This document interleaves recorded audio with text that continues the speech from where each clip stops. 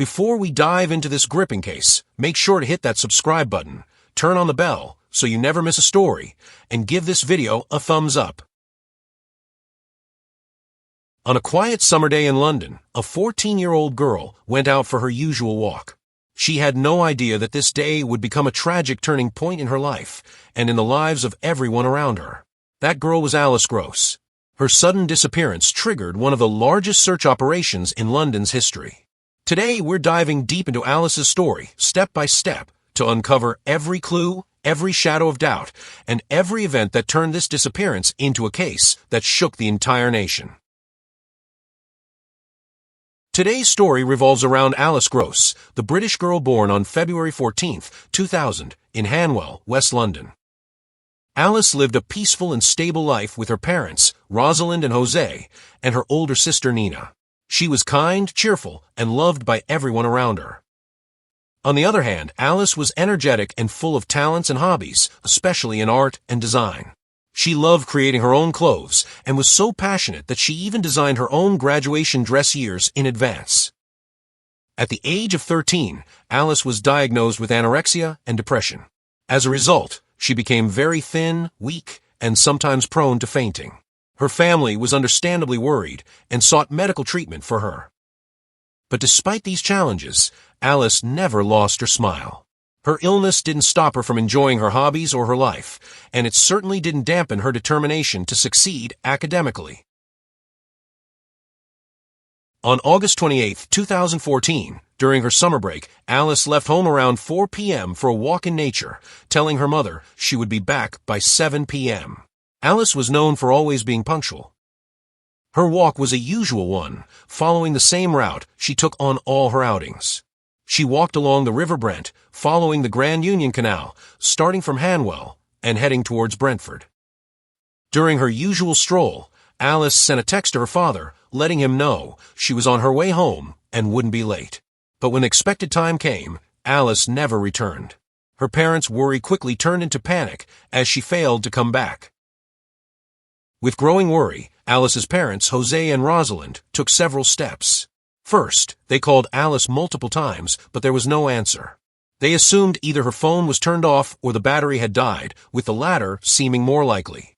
Second, they reached out to relatives, acquaintances, and friends to see if anyone had seen her, but no one had. Third, with no other options left, the parents contacted the police, fearing that Alice might have been harmed or that her illness could have caused her to lose consciousness. The police arrived at the Gross family home and, after learning about Alice's usual walking route, began the search alongside her family, relatives, and friends. Unfortunately, the initial search yielded no results. Alice was nowhere to be found, and there were no clues about her whereabouts. This led the local police to issue an official statement. They also started sharing Alice's photos and information about her disappearance through local media, including newspapers, radio, and online news sites, urging anyone who had seen her to come forward. In addition, several major British newspapers and other media outlets covered Alice's story, which helped the case spread like wildfire, making countless people aware of her disappearance. Alongside traditional media coverage, news of Alice Gross's disappearance went viral on social media, with the hashtag #FindAlice circulating widely along with her photos. Family members also made heartfelt appeals, asking Alice to return home if her disappearance was voluntary, and urging anyone with information to contact the police. These efforts proved crucial, as a large number of citizens came forward with tips and reports. Moreover, thousands of volunteers joined the police in intensifying the search, working tirelessly day and night to locate Alice. As mentioned earlier, the local police received numerous tips after news of Alice's disappearance spread widely. The people who came forward reported that they had seen Alice. Using this information, the police were able to track down relevant CCTV footage, which confirmed these sightings. According to CCTV footage, several details were established. First, Alice was seen at 3:45 p.m. near Brentford Lock. Second, she was spotted again just before 4 p.m., walking along the Grand Union Canal. Third, her last sighting was at 4:26 p.m. as she walked along the lower canal path known as Trump's Way. Fourth, the route captured on camera showed her heading back home toward Hanwell. Fifth, Alice was seen carrying a purple backpack. The search for Alice continued relentlessly. Meanwhile, the police carried out additional measures alongside the search, such as reenacting Alice's final moments and the route she took before her disappearance. They used an actress similar in age, size, and clothing to Alice, aiming to jog people's memories and gather any useful information. Displaying photos of cyclists who had passed by the location where Alice was last seen, in an attempt to identify them and obtain any relevant information. The intensive search and other measures began to yield results. On September 4, 2014, Alice's backpack was found on a pedestrian path near the River Brent, almost a week after her last sighting. When police searched the backpack, they found the shoes she had been wearing, but her phone was nowhere to be found. The area where Alice's backpack was discovered became the main focus of the search, with police also scouring the surrounding areas. Additionally, the police released CCTV footage to the public, clearly showing Alice with her backpack and shoes, and her discovery was reported in the news. The aim was to appeal to witnesses who might have seen the backpack, hoping to jog someone's memory and uncover new leads. Meanwhile, a reward of £20,000 was announced for anyone with information that could help find Alice. In addition, recognizing the importance of the case and aiming to make further progress, the local police handed the file over to New Scotland Yard. As a result, over 600 officers from 8 different metropolitan police units were mobilized to expand the search. The search became extensive, covering 9 square miles of woodland and nearly 4 miles of waterways. Divers and search dogs were also deployed. After 28 days since Alice's disappearance, her mother was interviewed on BBC's Crime Watch, where she made another heartfelt appeal. A diagram showing Alice's final movements was also presented. The police considered several theories during the investigation into Alice Gross's disappearance and murder, and these theories evolved as new evidence emerged. First theory. Initially, the police thought Alice might have run away, leaving her backpack behind. However, the presence of her shoes in the backpack and the absence of money or spare clothes led them to dismiss this possibility. Second theory. The police also considered suicide, given her struggle with depression, possibly by drowning since she was near the River Brent when she sent her last text to her father, according to her phone data. Forensic experts, however, pointed out that if she had drowned, her body would likely have decomposed and floated to the surface by that time, making this theory less probable. Third theory, it was suggested that Alice might have fainted somewhere due to her anorexia, which made her prone to losing consciousness. Fourth theory, with most other theories appearing weak, the possibility of abduction became the most likely for the police. Over time, concern grew that someone might have been involved in her disappearance and may have switched off her phone to prevent tracking. As previously mentioned, the police obtained CCTV footage showing cyclists passing by the location where Alice was last seen. One of these cyclists was Arnie Zalkums, who quickly became the prime suspect for several reasons. First, while reviewing the footage, police spotted a middle-aged man on a bicycle riding behind Alice over Trump's Way Bridge along the Grand Union Canal, just minutes after her last sighting. This man was Arnie's. Since Alice was walking, and he was cycling, it was certain that he would pass her at some point. Second, the route Alice took on the day of her disappearance intersected with the path connecting Arnie's home and his workplace. Third, upon further review of the CCTV footage showing Arnie's cycling along the same route as Alice, it was noted that his journey from one area to another on the bridge, passing the location where Alice was last seen, took an unusually long 45 minutes, despite the 2 points being very close. This unexplained delay led to the theory that he may have stopped, abducted Alice, and killed her. This period of delay occurred in the area immediately adjacent to the time and place of Alice's disappearance. Additionally, when Arnie's reappeared after this long delay, his pants were rolled up from the legs, suggesting he may have been in the water. Fourth, during the investigation, the police checked the missing persons database and discovered that Arnie Zalkums had also been reported missing. His colleagues reported that he had not shown up for work and had been absent since September 4th. Arnie's was not at work, not at home, and was not answering his phone.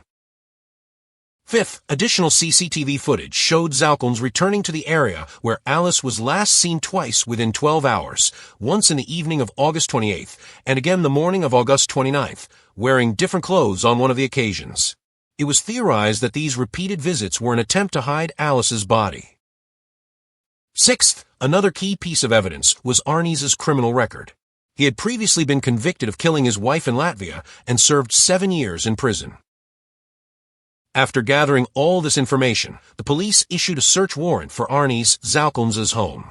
He was not present during the search. The police dug up a patio that Zalkons had recently built in his backyard. Beneath the patio, they found the back panel of a white iPhone 4S, the same model and color as Alice's phone. Although it could not be confirmed that the panel belonged to Alice's phone due to the missing serial number, the police still considered it a strong circumstantial piece of evidence. In addition, all of Zalkons' electronic devices were seized. It was discovered that one of these devices had been used to search the internet for information about Alice Gross's disappearance just a few days after she went missing. These new findings significantly strengthened suspicions of Arni's involvement in Alice's disappearance. 5 weeks after Alice Gross was last seen, on September 30th, 2014, her decomposed body was recovered from the River Brent near Hanwell, in water no more than 3 feet deep. Alice's body was found naked except for a single sock, positioned in a fetal position, and wrapped in several garbage bags. Her body had been weighed down with bricks and tree trunks and tied to a bicycle wheel in a clear and desperate attempt to prevent it from floating. Large tree trunks were also placed on top of her body to push it further into a shallow pit dug at the bottom of the river. The police also found DNA samples on the butt of a cigarette at the crime scene. Later analysis confirmed that the DNA belonged to Arni's Zalkons.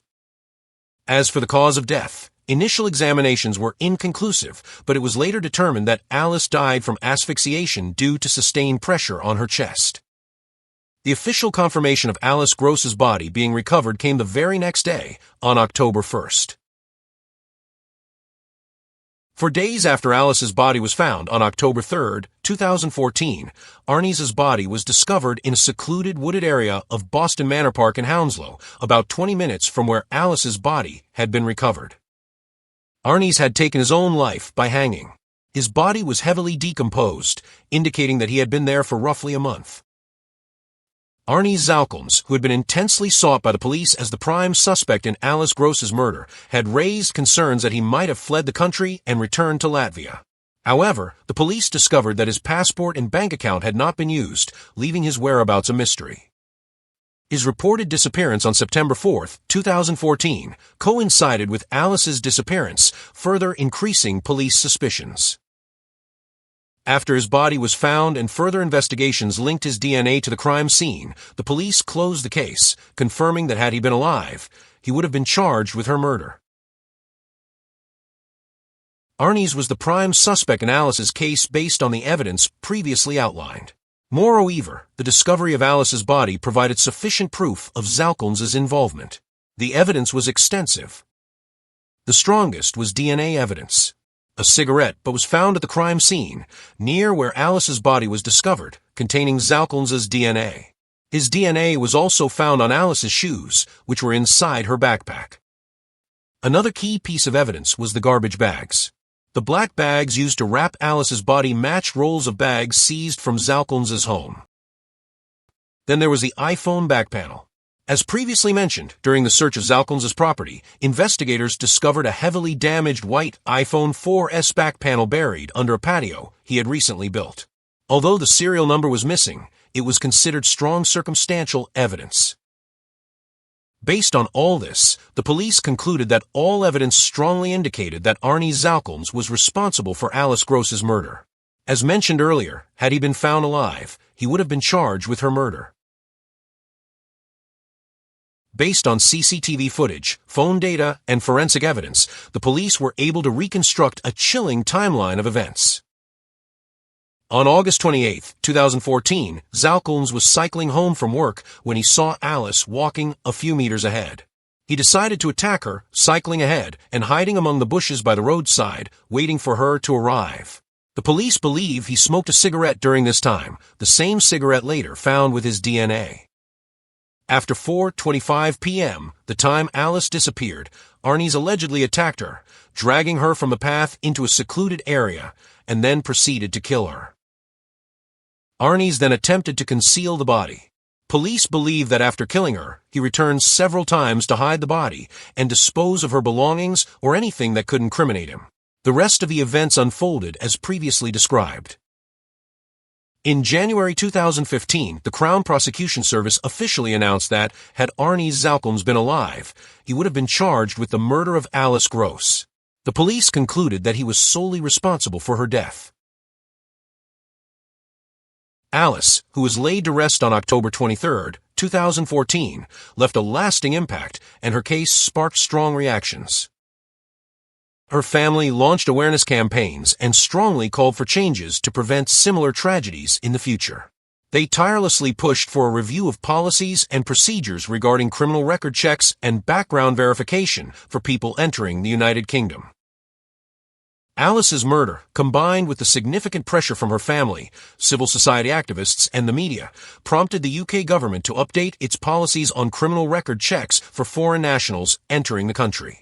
Several measures were introduced, including increasing staff numbers at the Criminal Records Office, significantly raising the number of criminal record check requests for foreign suspects, with 80% now thoroughly examined, updating the Metropolitan Police policy to make comprehensive background checks, including international criminal records, mandatory when arresting any foreign national, implementing more efficient systems for international information sharing within Europe, although the UK's exit from the EU in 2020 complicated access to such information.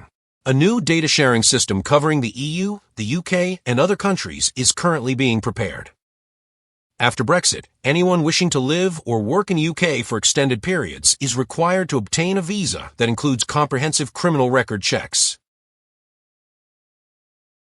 The story of Alice Gross offers many lessons and takeaways, including, on a personal level, 1. Be cautious when moving alone. Even familiar and quiet places are not always safe, especially for children and teenagers. 2. Importance of communication with parents. Informing parents about plans and routes reduces risks and increases the chance of rapid intervention in emergencies. 3. Awareness of health conditions. Alice suffered from anorexia nervosa, highlighting the necessity of monitoring children and teenagers' physical and mental health. On a community and political level. 1. Importance of sharing criminal information between countries. The case exposed gaps in the EU criminal data sharing system, allowing a dangerous individual to move freely without monitoring. 2. Role of civil society and the media. Public and media pressure helped spotlight safety issues and child protection, leading to a review of immigration and security policies. 3. Cooperation between the police and the community. Participation from witnesses and citizens, such as reenacting Alice's route and using CCTV, was crucial for the investigation. Don't forget to like this video, share it with your friends, and subscribe to the channel. See you in the next video.